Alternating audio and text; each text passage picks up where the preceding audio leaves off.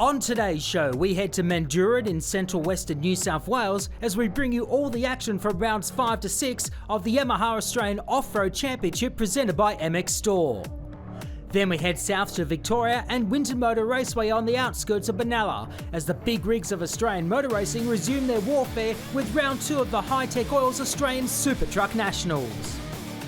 And later in the show, we head over to Croatia and the Automotodrome Grobnik circuit for the 5th round of the FIA Sidecar World Championship. This is Speedweek.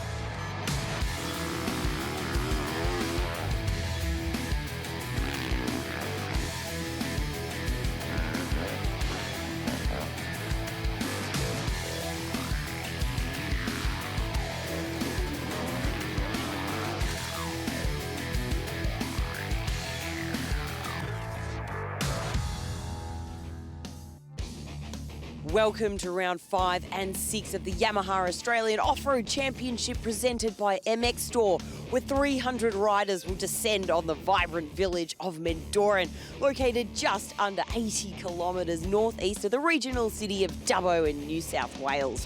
The area is somewhat of a mecca for horsepower, with the famous Mendooran Cup and the annual rodeo, so we've joined in and brought the bucking Broncos to town in the form of some serious off-road racing. Hi, I'm Kate Peck and the AORC Championship is heating up as we approach the season's halfway mark. Coming off the back of impressive racing at the hot, humid and high-speed cane fields of Mackay, we launched into the deep, cold, soft sand that is Mendooran, set to be the most physically challenging rounds yet. This weekend is a back-to-back sprint format set over 2 separate tracks for both rounds 5 and 6. But before we go racing, let's take a look at the championship standings. In E1, the 250 class, Shop Yamaha's Kyron Bacon is obliterating the field within his class and overall with a perfect score of 100 points. On the 450s in E2, Josh Green, also from Shop Yamaha, leads the E2 class after taking 4 from 4 wins.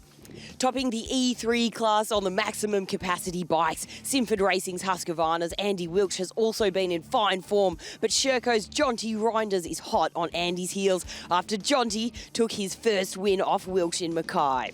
And EW, 6-time AORC champ Jess Gardiner on the JGR Ballards Yamaha has kept the pace strong with a 14-point lead, but KTM's Emily Carlson is chasing hard to capitalise on any mistake Gardiner might make.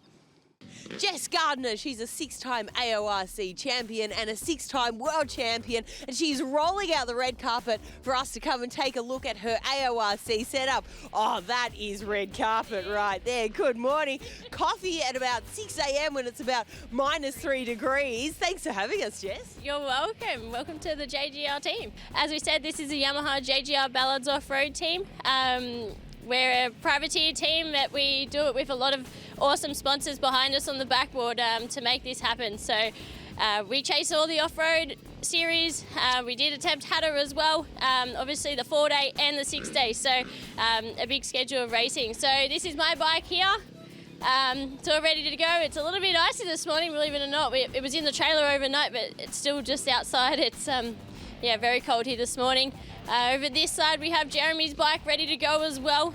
We're both on WR250s this weekend. I'm obviously in the women's class for racing and Jeremy will be representing E1 for Yamaha. Just over here on the other side, we've got Danielle's bike, which is our junior rider. Danielle is riding in the junior girls class, representing the team on the YZ125. So yeah, it's going to be a lot of fun out there this weekend. This is our mechanics table, so everything forward of this side of the tent pretty much is the mechanics area later on. Everyone else stays clear out the back, out of the way. So we've got a few funnel-wear bare filters ready to go, our Yamalube products, and just a space for the mechanics to be able to work. Obviously our King Chrome toolbox, loaded with all King Chrome tools top to bottom. We've got it labelled nice and easy, so it's quick and easy for the mechanics to work out where everything is if there's a hurry. Same down below, it's all our parts, so we've got just all listed of what parts where, make it nice and easy. And then if we head out the back, we'll see our awesome little setup. So if you just poke your head in here, Ben, this is our trailer to transport all the gear. Same thing, we're in the middle of setting that up, so it's still in process, but that's another little area to hide out of the way. And we've tried to find the best solution on the road, because most weekends we're out on the road travelling. So we do have a little garage in the back. I'll let you poke your head down there. That's most likely where I'll be gearing up this morning, because it's nice and warm in the van. We've got the heater cranking at 20 degrees rather than -2 outside. Well, Chance, I think you better get racing, right? Yeah, it's time for me to gear up and get out there and bring some action. Well, you're leading the championship and you're making mean coffee, so you go get them. Yeah, absolutely. Come back for more.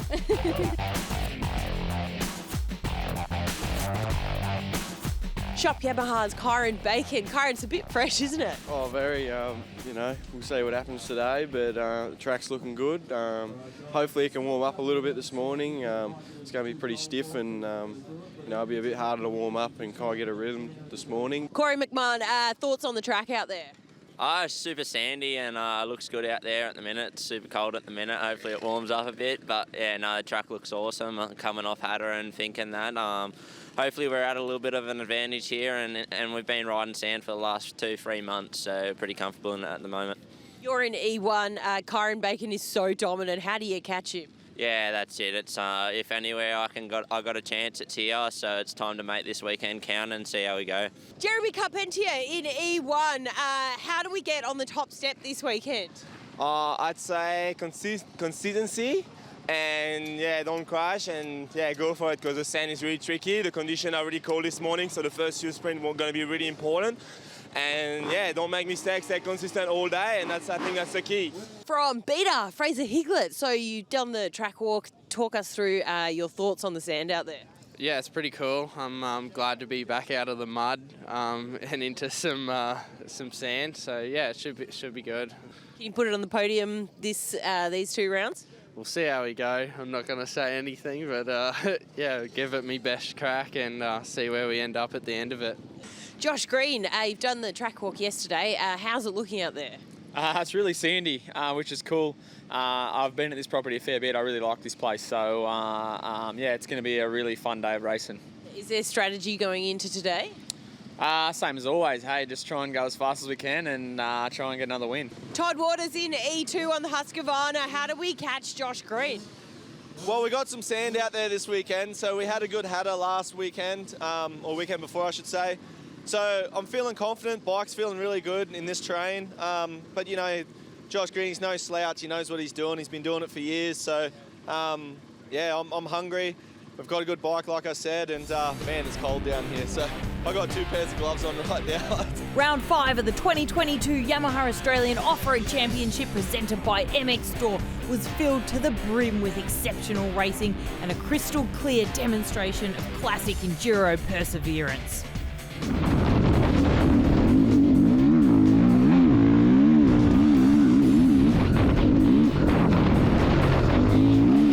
Dramatic start to the weekend for the fan favourite Kyron Bacon. What started off as a sizzling lead quickly flipped on its head as Bacon navigated a fuel issue. Dropping down to near 5th place, Yamaha rider proved once again why he's the talk of the town. Pushing his bike to the absolute limit, he remained utterly cool and calm as he regained critical time to win first place. After 14 laps across the MX Store and Off-Road Advantage test tracks, Bacon finished today with a total time of 1:44.50.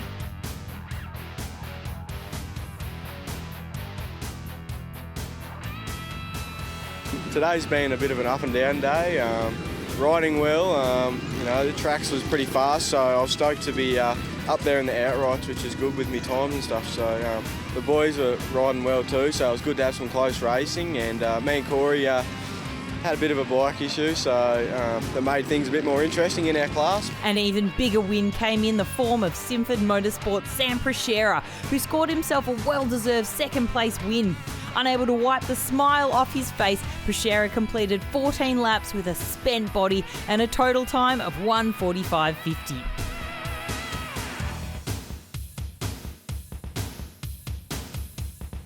wasn't too bad. It was sort of just sand, so it was nothing I'm not used to. But no, it was good. The track was, yeah, I can't fault the track. It was pretty awesome. Gas's Corey McMahon also had a massive day here in Mendooran. With a total time of 1:45.57, McMahon won third place in E1, just mere seconds behind Prashera. Although potentially bittersweet, it was still a valuable win in a campaign for more championship points.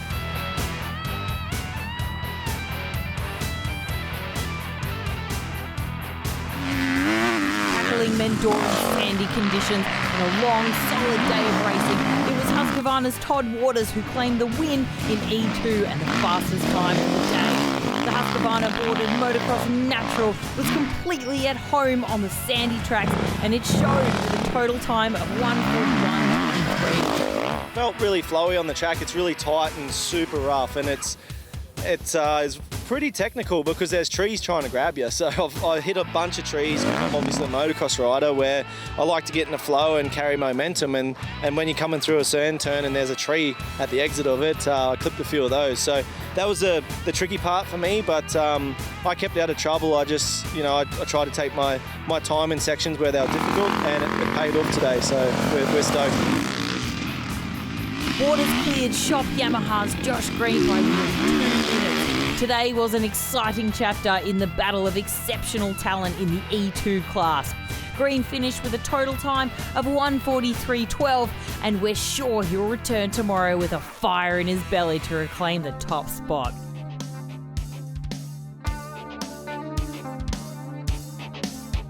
I had an up and down day. I struggled a little bit to start with, and then AJ gave me a bit of a rev check at lunch, and I started stepping it up then. But we know Toddy's a sand monster, and so we knew it was going to be a tough challenge here to run with him. But I had a good afternoon, and I'll carry that momentum into tomorrow.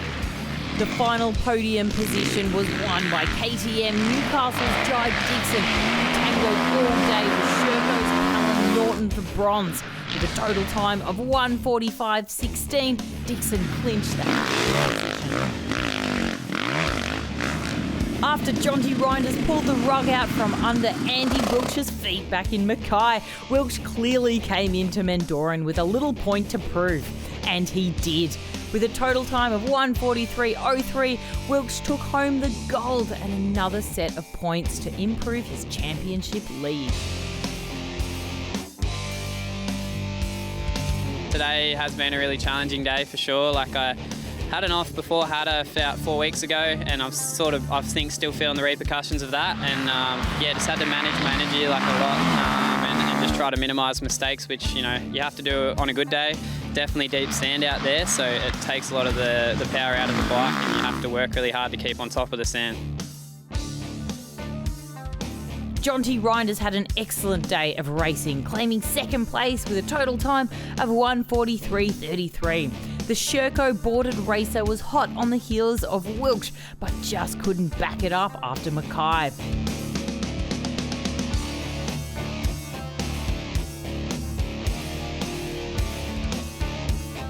Yeah, it was a pretty solid day overall.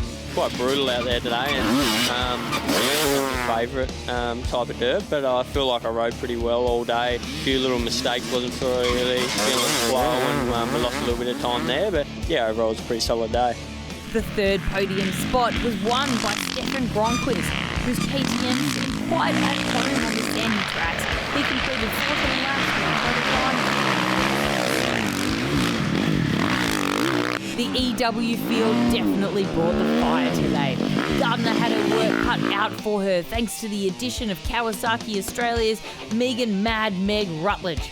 Over 2 grueling hours worth of racing across the Off-Road Advantage and MX Store tracks, Gardner and Mad Meg pushed everything they had to gain precious seconds. I was a lot quicker in the first test that we had, the Off-Road Advantage track.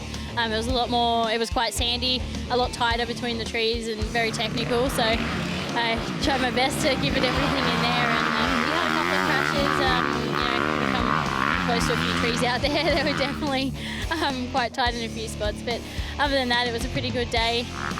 Gardner plowed ahead though, clinching the ORC round win with with a total time of 2:01.48, only 6 seconds clear of Mad Meg, who was awarded a well-deserved second place with a total time of 2:01.54.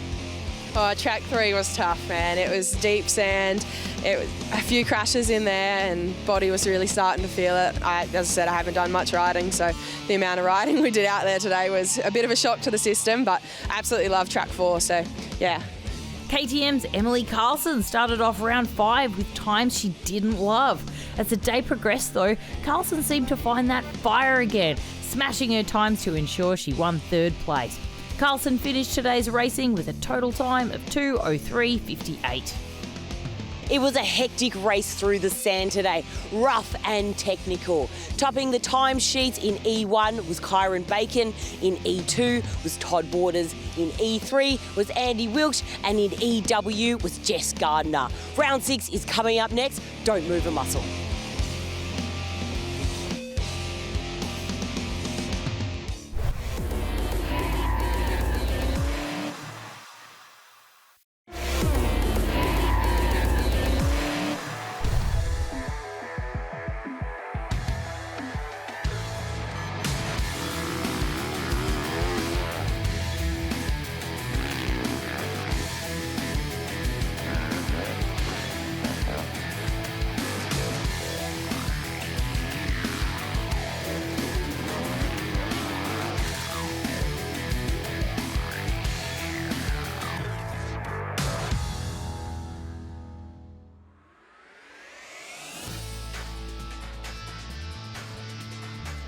The International 6 Day is one of the toughest off-road races on the calendar. Obviously here at the Nationals and so forth, we have a mechanic here when we come in, they're doing everything for us. But at the 6 Day, it is purely us. We have 10 minutes in the morning to work on our bike. Mechanics are there, they can pass us tools, but they cannot touch the bike at all. Same goes for our tyres. We change tyres every afternoon in our 15-minute work period that they allow. And we generally get 2 tyres changed, front and rear.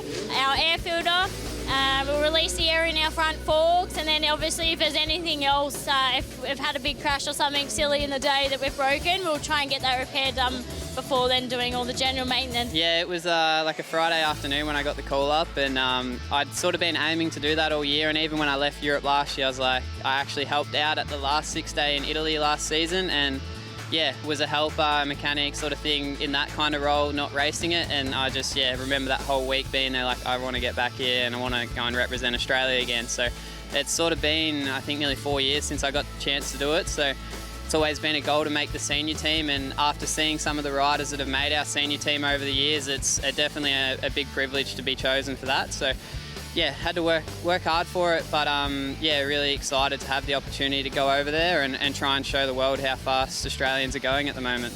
I did a little stint in Europe when I was younger, and I got to race a lot of guys over there. So it's kind of cool. Every year I go back to the 6 Day, I get to catch up with all these guys that I was racing 10, 15 years ago. So that's pretty cool. And again, representing Australia, it's pretty special.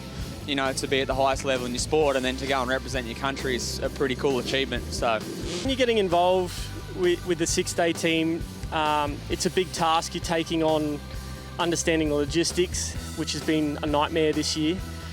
Normally we have a container that we send over with all our equipment, tents, fridges, tyre changes, tools, jerry cans, enviromats. I think there's 60 enviromats.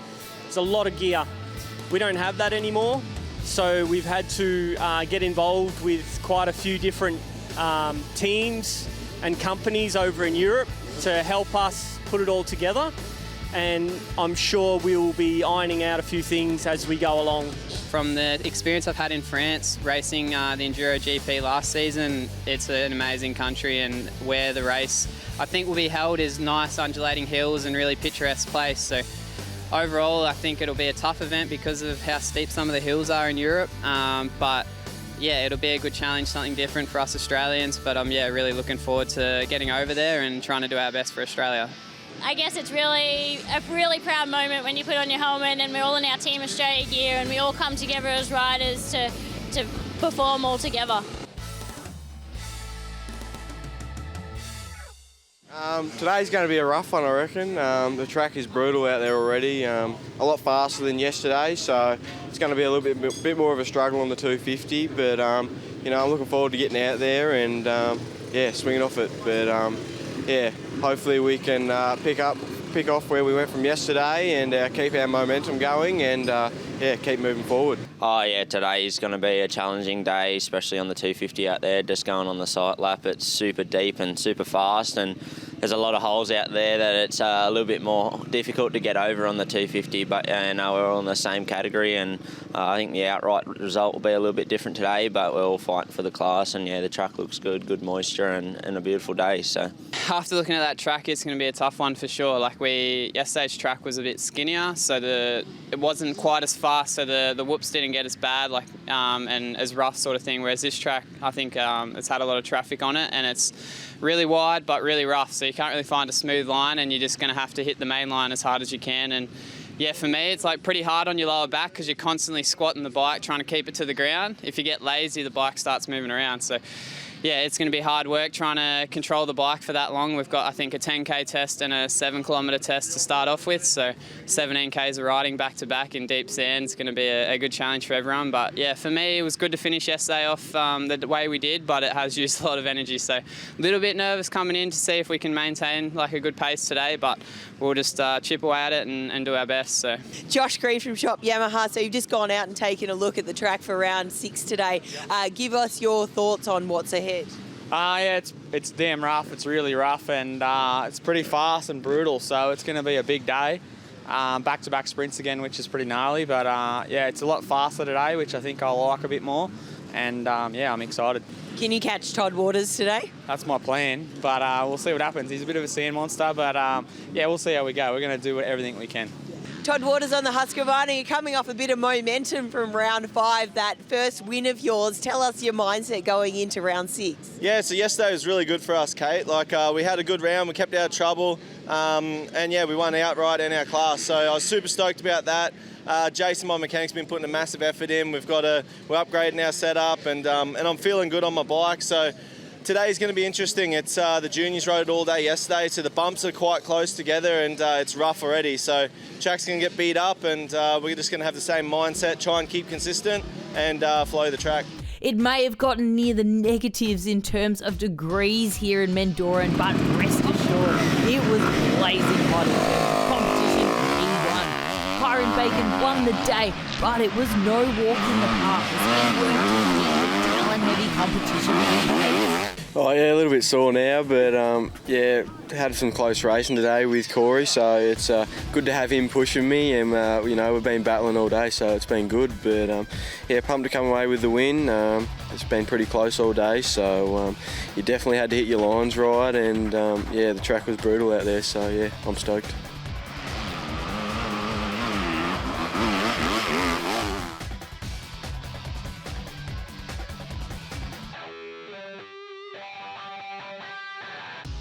With a total time of 1:08.01, Shop Yamaha's Kyron Bacon was first place ahead of Gas Australia's Corey McMahon. With nearly 2 seconds separating them, round 6 became a battle of consistency and persistence as each vied for the top dog spot. Rounding out the podium was Simford Motorsports' Sam Prashera with a total time of 1:08.19. Prashera clearly took learnings from round 5 and used it to his advantage, clocking up valuable championship points. Today was really good. Pace was there. Had a few malfunctions with the timing and that, but that's life. And yeah, no, I really enjoyed today. Riding really good and happy with how we were performing. And yeah, just a massive shout out to Carusi and Dad and Mum just for looking after me this weekend. The whole team was awesome. Gas, Kenda, Motorex, O'Neill, Bell, Garnet. Just thanks to all them guys, and looking forward to round 6, 7, and 8. So yeah, nice. It was another fantastic day for Todd Waters, but don't let that win fool you into thinking it was easy. Shop Yamaha's Josh Green well and truly put on the pressure for every single lap, breathing hot and heavy down Waters' neck. After 8 laps and 128 kilometres, Waters pushed ahead to win with a total time of 1:05.13. Like everyone, we're all beat up, but I'm smiling. We got a good result. That you know, confidence sort of rolls us through, and But yeah, it's definitely been a tough day. It's back-to-back sprints, you know, we're riding close to 30 minutes and track's brutal. So yeah, it's no joke out there, that's for sure. Green conceded for second place, clocking in a total time of 1:06.14. The final podium spot sported extra drama as KTM Newcastle's Jai Dixon and Sherco's Callum Norton bobbed and weaved to clock up the best times. In the end though, Dixon came out on top to clinch third place with a total time of 1:07.36. Yeah, I definitely had a better day today. I was more consistent from the start, so I was happy with that. Didn't quite have the pace of Toddy, but I did my best. So I had a good day and we got some good points. There was no stopping Andy Wilch here in Mendooran as he screamed across the Mudgee MX and WR450F tracks to claim another E3 win. With a total time of 1:08.15, Wilch proved once again that he is the man to beat in 2022. Very tired, but no, very happy. It's been a really tough weekend. Like this property here had a bit of everything, bit of rock, bit of sand, bit of hard pack, grass track. So really challenging to get a perfect setup, but also sort of really tough race physically as well. So yesterday we pushed really hard to get a really good overall position and really paid for it today. So it shows the level of competition here in the AORC this year, which is great. It's not so great when you're on the rear end of the order, but at the same time, yeah, it's good to see the championship really strong again and some really good riders coming through. So happy with today to get the class win again and extend the points lead. Sherco's Jonty Reinders won a consecutive second place spot thanks to his total time of 1:08.53. Luke Bunnick filled out the remaining podium spot today with a total time of 1:13.24. Yeah, yesterday we had a pretty solid day, and then today the tracks were pretty brutal, and I was sort of struggling to find a bit of comfort out there today, and sort of had to hold back and stay within my comfort zone and not do any silly mistakes. But overall, still quite a solid day to be second again. So.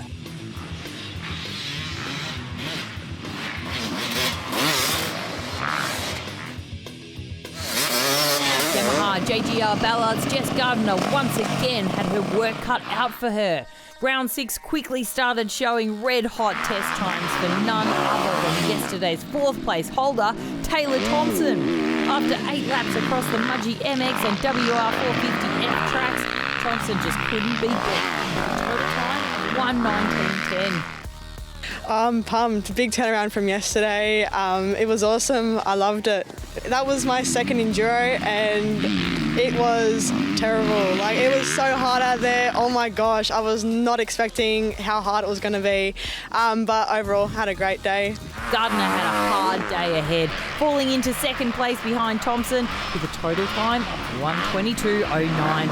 Yeah, definitely pretty sore after today. It was definitely brutal out there. It was tough conditions in the sand, and it was going to be tough from the event going ahead. So, kudos to Tay today. She was absolutely a weapon out there, and I had nothing for her. KTM's Emily Carlson rode into third with a total time of 1:24.01. Topping the timesheets in E1 was Kyron Bacon, in E2 was Todd Borders, in E3 was Andy Wilkes, and in EW, Taylor Thompson. In E1, Shop Yamaha's Kyron Bacon on 150 points, followed by Gas's Corey McMahon with a 26-point gap, and in P3, Blake Hollis. E2 championship points. In P1, Josh Green on 144 points from Shop Yamaha. Husqvarna's Todd Waters sits in P2, 10 points down on Josh Waters, and in P3 is Beater's Fraser Higlett. E3 championship standings. In P1 from Simford Motorsport is Andy Wilkes on 147 points. In P2, Sherco's Jonty Reinders sitting 14 points behind. And in P3, KTM's Stefan Gronquist. The EW Championship points after round 6. In P1 is Yamaha JGR Ballard's off-road team's Jess Gardner on 100 points. Sitting 14 points behind is KTM's Emily Carlson, and in P3 is privateer Ebony Nielsen. Let's take a look at what's coming up in the world of Australian motorcycle racing. The Yamaha Australian Offroad Championship presented by MX Store hits Kingston in South Australia for rounds 9 and 10 on September 17th and 18th after the unfortunate cancellation of rounds 7 and 8 at Nowra due to weather. The Penrite Pro MX Championship presented by AMX Superstores arrives at Queensland Moto Park on August 14th for the penultimate round 7. And round 5 of the My Bike Motorcycle Insurance Australian Superbike Championship presented by Motul sees us in Morgan Park on August 5th to 7th. The competition here will be fierce. Make sure you get yourself trackside, buy a ticket and catch all the action. Stacks of excellent racing on in the next couple of months. Head online to your favourite championship website for all the details. Well, there you have it. Another brutal session of the Yamaha Australian Offroad Championship presented by MX Store, where only the fittest, the toughest and the bravest come out on top. We'll see you next time for rounds 7 and 8 in the first week of August.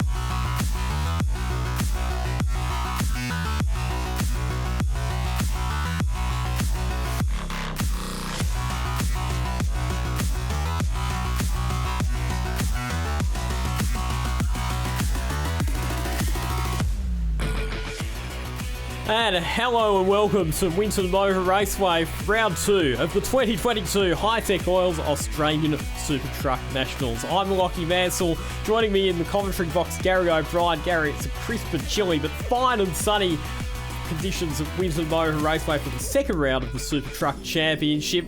And we've got pretty hot contest at the top of the points table with Stephen Zammit and Shannon Smith separated by just 2 points coming into this round. It was so close at the first round with Zammit just taking one race win, but his consistency got him there. He's on his way to his 7th championship. Having a look at our points after the opening round, and consistent performance from Mark Noonan in the Scania has him sitting in 3rd position on the points table, but unfortunately a few part supply issues have forced Mark out for this weekend. Marcus Pilwitz and Barry Butwell, the 2 Max Superliner drivers, sitting in positions 4 and 5 on the points table, ahead of Robbie Fern, Frank Avaroso, who had a bit of a tough round in the season opener. The truck paddock is full of big characters. Let's find out what they love most about this category. I'm Marcus Pilwitz. I'm from Victorian Diesel Services Racing, and I race super trucks because there's a challenge in making a truck do something it's not supposed to. My name's Anthony Tringali and I'm a super truck driver, race for Tringali Racing, and I race trucks because my dad got me into it and now he can't get me out. I race super trucks for the thrill of the close racing, coming into those corners with 6 tonne going flat out. It's great. I race super trucks, I race for Kinetic Fleet Services. I race super trucks and I race for Hi-Tech Oils. I race super trucks because, you know, I'm better than my brother. I thought I was better than you racing super trucks. Do it all for the power, the atmosphere and the family. I'm Rob Fern. I race Truck 23, super truck for MLC Racing. And I race super trucks because they're big and angry, just like me. It's Stephen Zammit, SRZ Racing, and why do I race super trucks? Well, why not? I own the Fate Racing team. I've been racing super trucks for over 30 years. I get the biggest buzz that I still get the same buzz that I did 30 plus years ago, actually. It's something I really enjoy, and it keeps me young, actually.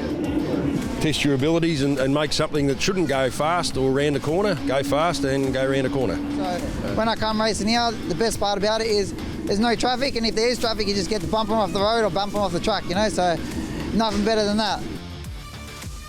Anthony Tringali, one of many characters that you will find in the Super Truck paddock. Getting ourselves set for race number 2 of the weekend. We had race 1 for the Drivers' Championship yesterday afternoon, and they will line up as they finish that race. Stephen Zammit, our current championship leader, on pole position. Barry Butwell, who was pretty quick yesterday in the Mack Superliner, out of position number 2. Shannon Smith and Marcus Prilwitz had a bit of a coming together. They will start on the second row of the grid alongside one another and resume their hostilities out of positions 3 and 4. Gary O'Brien, it's going to be a pretty hot contest. Some scores to be settled, some rivalries to continue brewing away under the surface, but they're all chasing after Stephen Zammit. Well, traditionally we are on the short circuit here at Winton Motor Raceway. Steve Zammit on the pole. He likes being up the front, doesn't like so much coming from the back. When he's in front, he's a hard man to beat.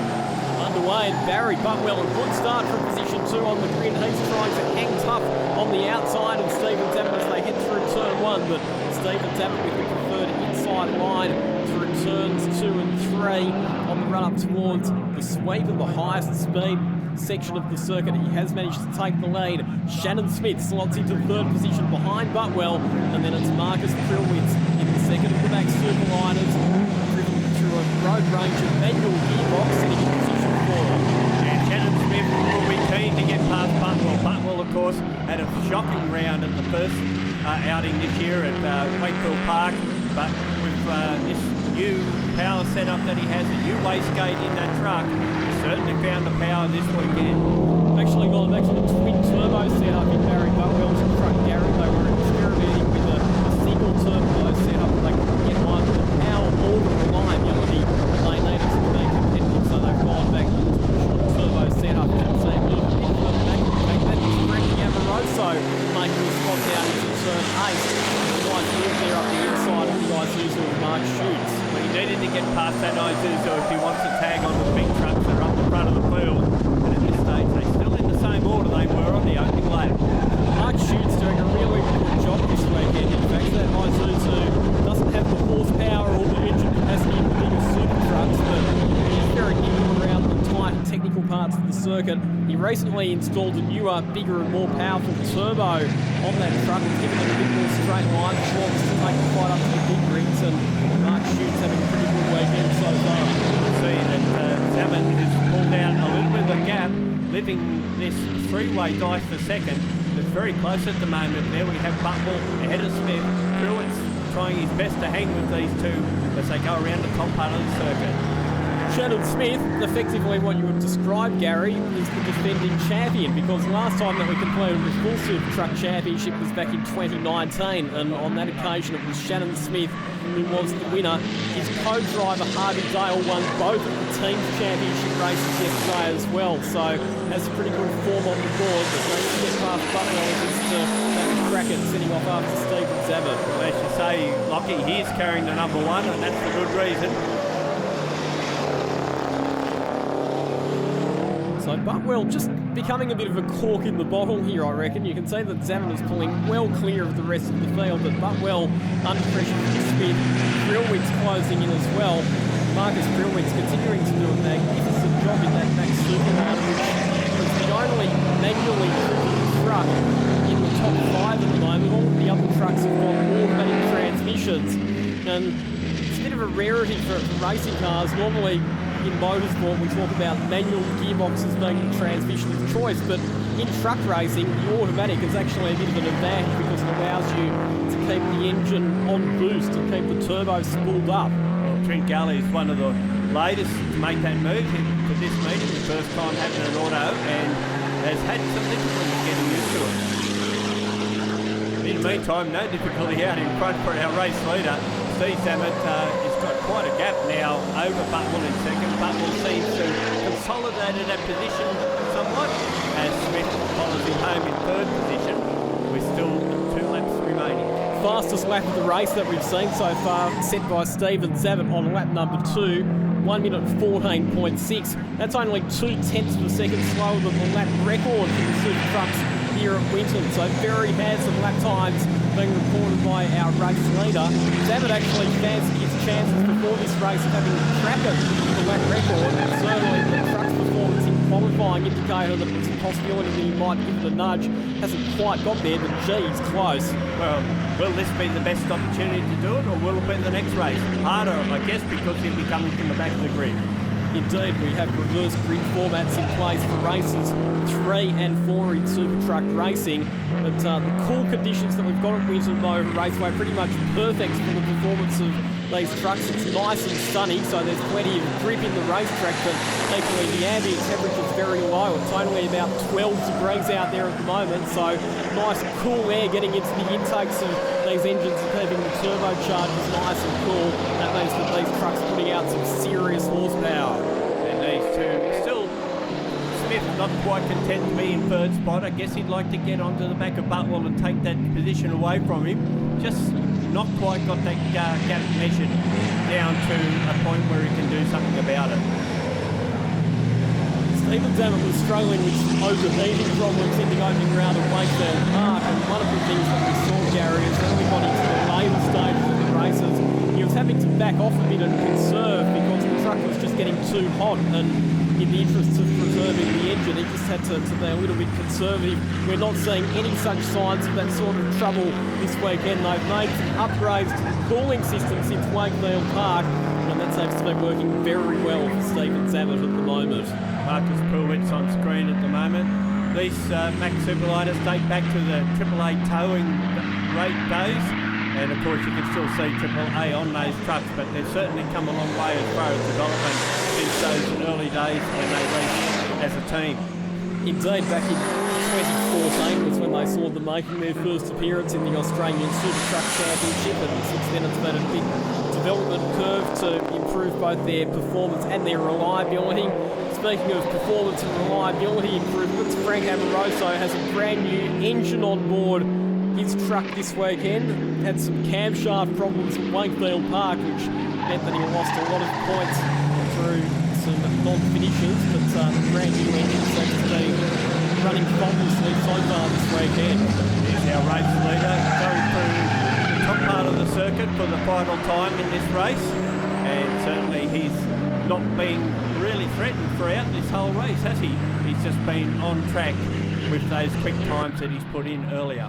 If you've got a fast truck, of course, you can qualify well, you can qualify up the pointy end, and if you've got the pace, you can put your head down and extend a margin over the field. That's what Stephen Zammit's done, and he's done to perfection as Mitchell Trilwitz in one of the Isuzus runs off the circuit on the final lap. Fortunately, manages to steer clear of race leaders, but it is Stephen Zammit who's going to pick up the win here at Mendooran Raceway with an exemplary drive from the front of the field. Really, really well judged. Barry Butwell started to reel him in a bit there towards the end, but it was too little too late. Zammit a comprehensive victory. Butwell second. Shannon Smith in third spot. Really not where he needs to be in terms of the championship fight. He's really finishing ahead of Stephen Zammit to minimise the points lost as much as he can. Yeah, then we had Marcus Pulwitz and Frank Amoroso, the next two. Unfortunately, out of this race, Lockie Fern. They had an engine drama in one of the team's events where knocked the top off a piston, in actual fact. So that was their weekend done and dusted. The results up on the screen in front of us now. And it's Steve Zammit, the race winner, ahead of Barry Butwell, Shannon Smith, Marcus Pulwitz, Frank Amoroso came home in fifth spot.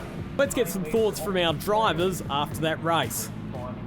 Well, actually, I should have started fifth on the grid, but Robbie Fern has a mechanical issue and won't be racing for the day. So I moved up to the fourth spot on the grid, and Shannon moved into Robbie's spot of third. And basically, I think the race finished as we were gridded. Yeah, we go third that race, so it would have been nice to be up front a bit more, but Stephen's he's nearly a second quicker on us at the moment, the lap time, so he's got that thing going well. I was worried about running to Barry, so I had to sort of back off there and get him to get his line back and keep going again. So as soon as we got over that start-finish line, I seen him in the mirrors there, and I was me and Baz come together in turn one as per usual, and mate, I just put my head down, arse up, and I was gone. So put about 3 good laps in, and then I knew they were doing sort of mid-16s, and I just kept doing those and couldn't catch me. So the weather's turned on today, so we'll see how we go in this next one. Reverse grid, bit of my specialty.